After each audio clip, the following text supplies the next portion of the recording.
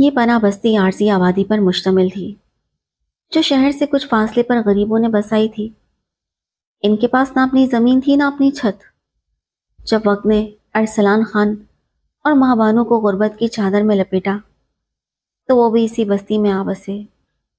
اس بستی میں چھوٹی موٹی کریانے کی دکانیں تو موجود تھیں، لیکن مزدوروں اور تنہا مردوں کے لیے کوئی چائے خانہ نہیں تھا۔ ارسلان کو خیال آیا کہ کیوں نہ وہ یہاں ایک چائے خانہ کھول لے۔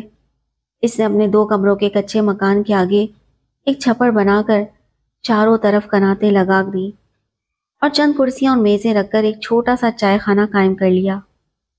چائے خانے کا سامان اسے اس کے ایک پرانے دوست نے عنایت کیا تھا۔ وہ دونوں اچھے وقتوں میں گہرے دوست تھے اور تفریحی مقامات پر اکٹھے جایا کرتے تھے۔ ارسلان خان کی دیکھا دیکھی بستی میں چند اور چائے خانے بھی کھل گئے، لیکن ارسلان کے چائے خانے کی تو بات ہی کچھ اور تھی، کیونکہ یہاں چائے ماں بانو خود اپنے ہاتھوں سے بناتی تھی۔ چائے بنانے کا سامان، چولہا وغیرہ گھر کے صحن میں ہوتا اور چائے خانہ چھپڑ تلے واقع تھا، جہاں چائے کے شوقین گاہک 2 گھڑی کے لیے خالص دودھ پتی، گرما گرم پکوڑوں اور سموسوں سے لطف اندوز ہوتے۔ ارسلان کا چائے خانہ شام 4 بجے کھلتا اور صبح بند رہتا۔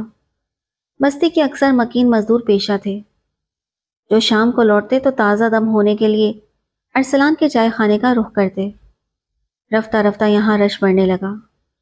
چائے کی شہرت دور دور تک پھیل گئی۔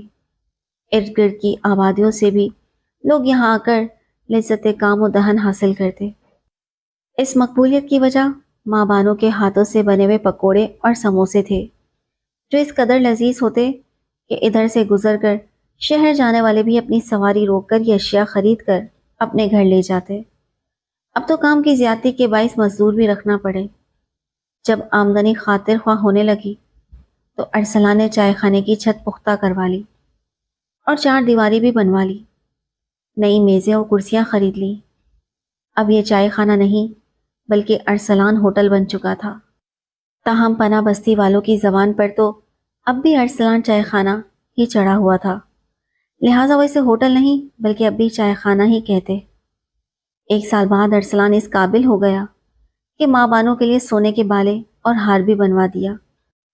اب میاں بیوی کی زندگی سکون سے گزر رہی تھی کہ ایک دن ایک واقعے نے ان کے پرسکون جیون کی جھیل میں بری نیت کا ایسا پتھر پھینکا کہ تلاطم پیدا ہو گیا۔ اس دن ان کے گھر مدت بعد ایک خاص مہمان آیا جو ارسلان خان کا محسن تھا۔ یہی وہ شخص تھا جس نے ارسلان پر ترس کھا کر چائے خانہ کھولنے کے لیے کچھ رقم اور میز کرسیاں دی تھی۔ وہ خود ایک بڑے شہر میں ایک معروف چائے خانے کا مالک تھا اور اس نے اپنے ہوٹل کے پرانے سامان کو ارسلان کو دے کر اس پہ احسان کیا تھا۔ آنے والے پرانے دوست بہادر نے ماں بانو کو پہلے بھی دیکھ رکھا تھا۔ اس کی تصویر تو پہلے دن سے ہی اس کے دل پر نقش ہو گئی تھی، مگر اسے حاصل کرنے کی آرزو دل میں دبا لی تھی، کیونکہ ماں بانو پرائی عورت تھی اور وہ پرائی عورت بھی اس کے دوست کی عزت تھی۔ جب وہ آیا تو ارسلان نے اسے اپنے گھر کے اندر چارپائی پر بٹھایا اور بیوی سے کہا کہ میرا جگری دوست مدت بعد آیا ہے، تم خاص طور پر میرے مہمان کے لیے مدارت کا اہتمام کرو اور تندور میں بکرے کی ران بنا کر لاؤ۔ ماں بانو نے شوہر کے حکم کی تعمیل کی۔ پہلے اس نے پستے بادام، ملائی والی چائے اور باقر خانی سے مہمان کے لیے ناشتہ تیار کیا، پھر تندور نان کے ساتھ بکرے کی ران روسٹ کر کے شوہر کو دی تاکہ وہ اپنے مہمان کی مناسب توازہ کر سکے۔ بہادر ماں بانو کے ہاتھوں سے تیار کردہ لذیذ کھانوں سے خوب لطف اندوز ہوا اور دل سے خوش بھی ہوا کہ خاتون خانہ نے بڑی محنت اور توجہ سے یہ سب کچھ اس کے لیے تیار کیا تھا۔ جاتے ہوئے سے ماں بانو کا شکریہ ادا کیا اور ارسلان کو باتوں میں لگا کر اپنے ہوٹل لے گیا، مگر وہ ہوٹل دراصل پردے کے پیچھے فحاشی کا اڈا بھی تھا، جس کا علم ارسلان خان کو نہ تھا۔ جب ارسلان وہاں پہنچا تو دیکھا کہ ماحول خاصا بدلا ہوا ہے۔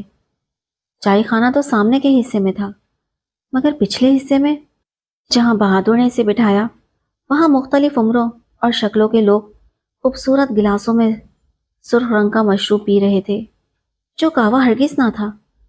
ارسلان کو اس کی بو بہت ناگوار محسوس ہوئی اور اس نے وہاں سے اٹھنے کی کوشش کی، مگر بہادر نے اس کا ہاتھ تھام کر زبردستی بٹھا دیا۔ اسی لمحے بہادر نے اشارہ کیا تو ایک لیڈی ویٹر ہاتھ میں ٹرے تھامے آ گئی اور گلاس ارسلان کے ہونٹوں سے لگا دیا۔ ارسلان سمجھا یہ کہوا ہے، مگر اس کی خوشبو بالکل مختلف تھی۔ بہادر نے کہا کہ میری جان کی قسم، میری خاطر پی لو، دنیا کے سب غموں سے آزاد ہو جاؤ گے۔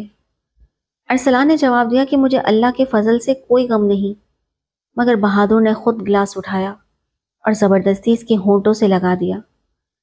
دوست کی خاطر ارسلان نے دل مار کر وہ مشروب پی لیا۔ تھوڑی ہی دیر میں سے سرور سا محسوس ہونے لگا اور ذہن ہلکا پھلکا سا ہو گیا۔ اس کے بعد یہ روز کا معمول بن گیا۔ بہادر روز آتا اور ارسلان کو اپنے اڈے پر لے جاتا، جہاں وہ اسے سرخ مشروب سے تواضع کرتا۔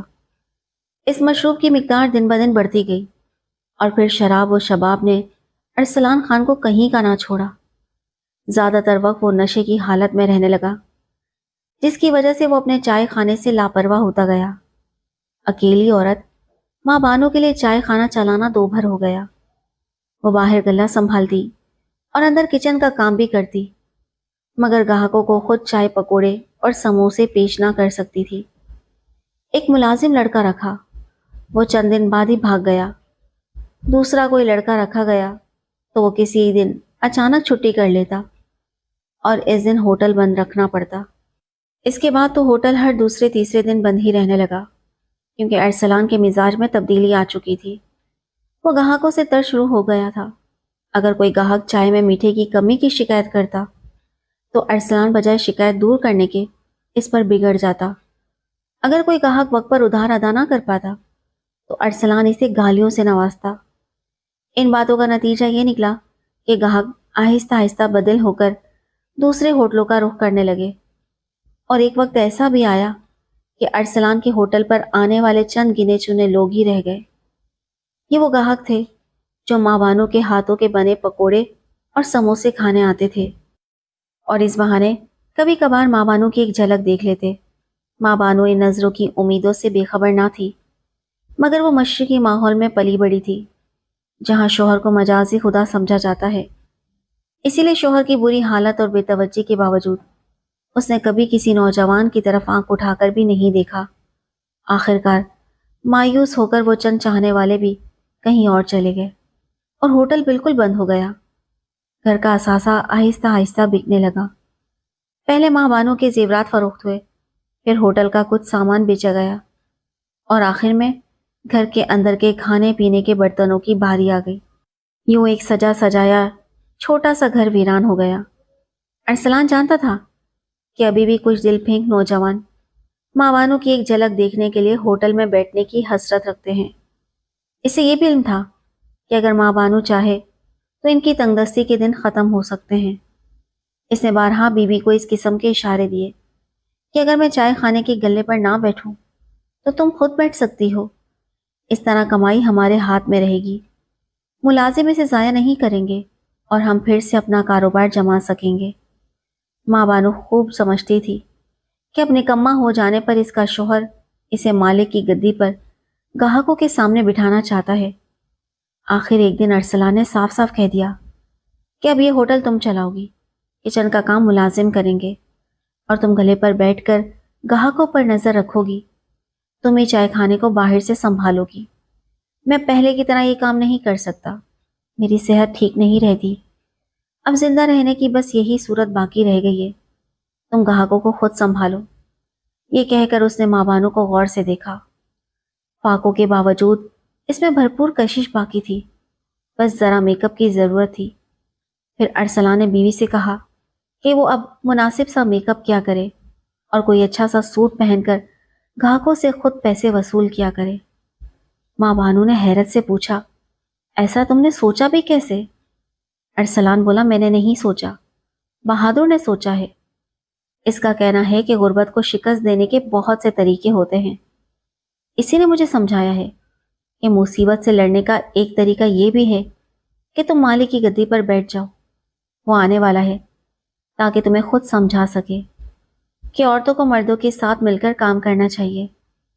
اس نے بھی اپنے ہوٹل میں ویٹرز کے طور پر عورتیں رکھی ہوئی ہیں، دیکھو اس کا ہوٹل کیسا چل رہا ہے، ہر وقت گاہکوں سے بھرا رہتا ہے اور دولت جیسے برستی ہے۔ ارسلان کی باتیں سن کر ماں بانو خوف زدہ ہو گئی۔ اس نے چونک کر شوہر کی طرف دیکھا اور یہ سوچ کر آنکھوں سے آنسو بہنے لگے کہ اس کے شوہر کی غیرت کو کیا ہو گیا ہے۔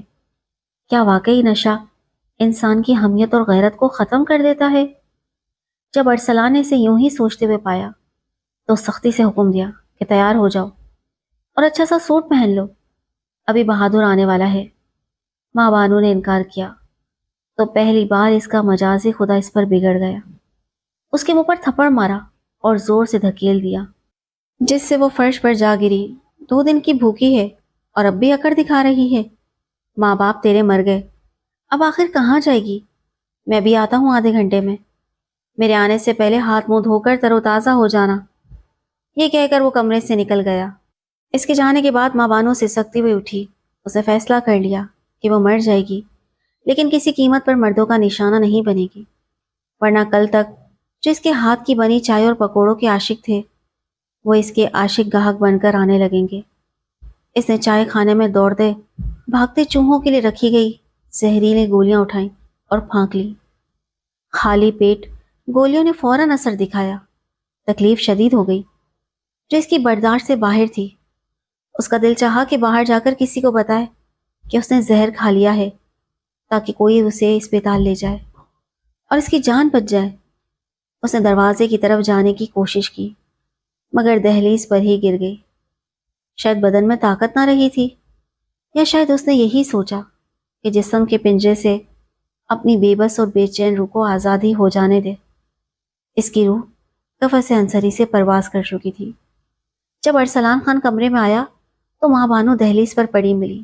اس کے ساتھ بہادر بھی تھا۔ دونوں نے مل کر اسے اٹھا کر چارپائی پر لٹایا اور اس پر چادر ڈال دی۔ اب ارسلان خان کے چہرے پر ہوائیاں اڑ رہی تھی اور خوف سے اس کا رنگ پیلا پڑ چکا تھا۔ بہادر نے فوراً پولیس کو فون کیا۔ تھوڑی دیر بعد پولیس آ گئی۔ وہ ماں بانو کی لاش کے ساتھ ارسلان کو بھی ساتھ لے گئی۔ صرف گھر ہی نہیں بلکہ اس کے ہوٹل کو بھی تالا لگا دیا گیا، اور جو چائے خانہ ایک زمانے میں ارسلان کا چائے خانہ کہلاتا تھا اب لوگوں کی زبان پر بھوت ہوٹل کے نام سے جانا جانے لگا۔